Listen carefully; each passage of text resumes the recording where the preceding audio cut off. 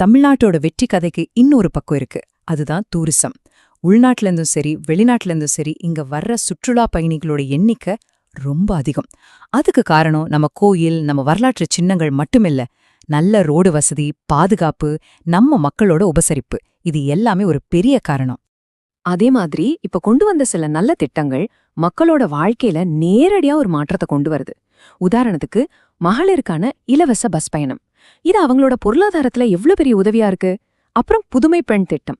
அரசு பள்ளியில படிச்ச மாணவிகள் காலேஜ் போறதுக்கு பணம் கொடுக்கறாங்க. அதே போல இளைஞர்களோட திறமையை வளர்க்க நான் முதல்வன் திட்டம். இதெல்லாமே சரியான இடத்துல போய் சேர்ற உதவிகள். ஓகே, இப்ப வரைக்கும் சாதிச்சது பத்தி பார்த்தோம். ஆனா தமிழ்நாடு இதோட நிக்கல. அடுத்த கட்டத்துக்கு போகணும்னு பெரிய இலக்குகளை வச்சிருக்காங்க. நாளைக்கு தமிழ்நாட்டை எங்க கொண்டு போகணும்னு நினைக்கிறாங்க, அந்த விஷனை பத்தி இப்ப பாப்போம்.